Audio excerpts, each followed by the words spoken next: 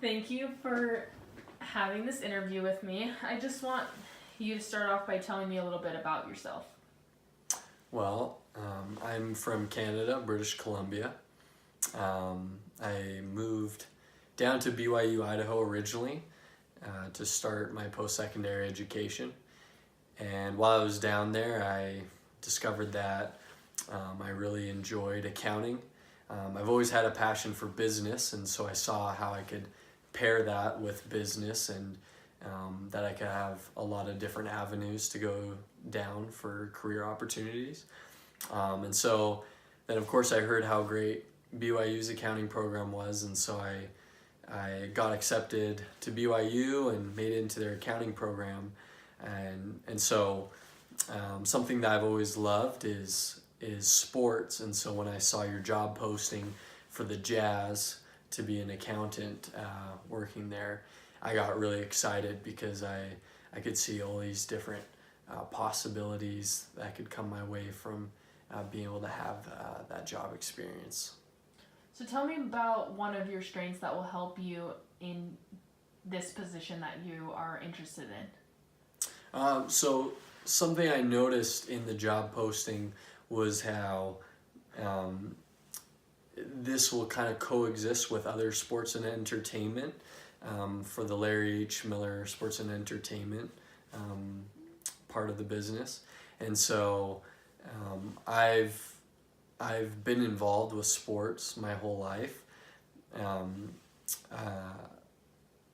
I've been able to participate as a coach in various roles, assistant and head coach, whether that's community basketball for various age groups from ranging from 7 years old to high school. And I've also been the head coach of a high school basketball team as well for the junior boys team up in Canada. So just with that experience with basketball, I feel like I would be a good fit culturally.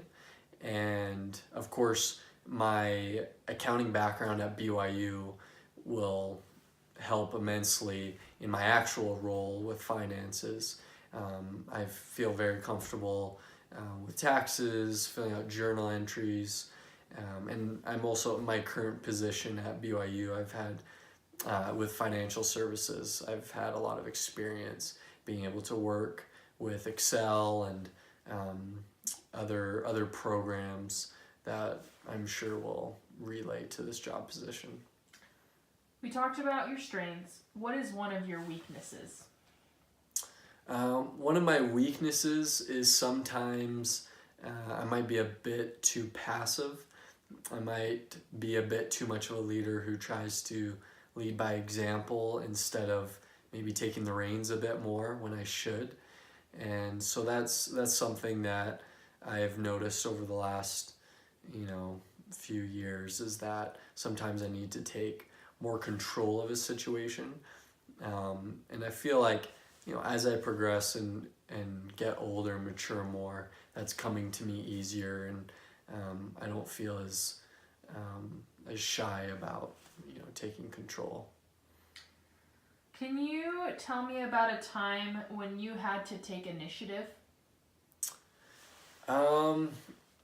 Yeah, with taking initiative, for example, I used to work a lot in construction and landscaping, and so one of my most recent landscaping positions, when I came home from being in Japan for a couple of years, that position, it was great because there's 5 bosses in the company, and I was the first employee that was hired.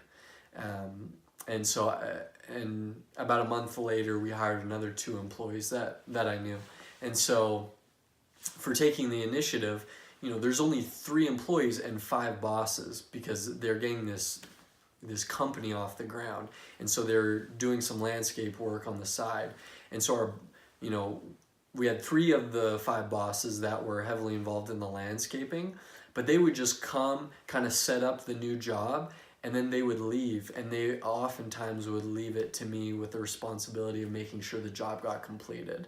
And so I got really good at making sure patios were constructed on time and properly, and I was the person in charge of making the cuts for the blocks and making sure they were being laid correctly.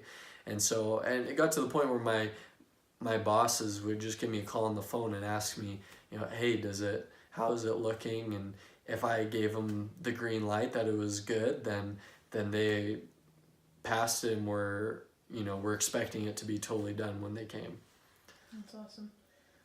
Tell me about a time when you had to respond to a crisis.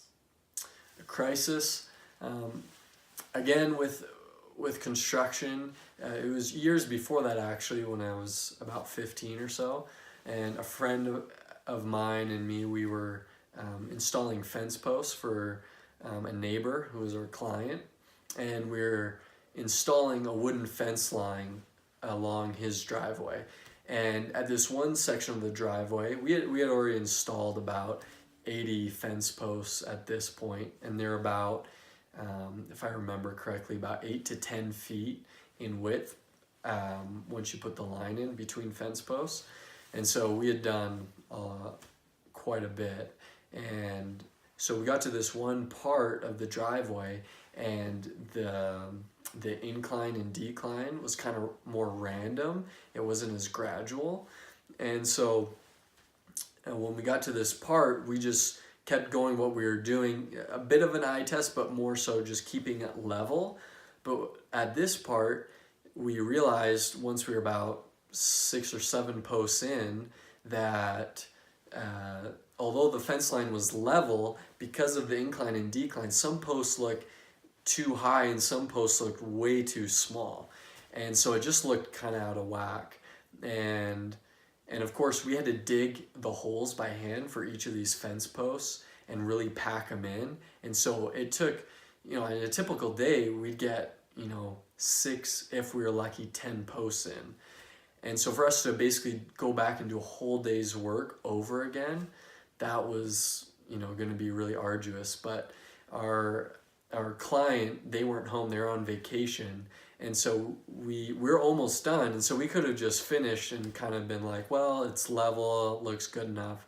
But we decided to go back and fix that and get it back to where it was. And we were able to fix it. And it went so well that their neighbors actually employed us to do their fence line as well. Do you have any questions for me? I do. What capacity is your job position exactly?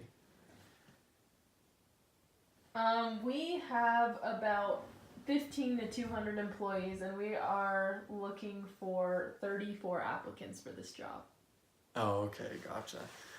And how long have you been working with this company for? Too long.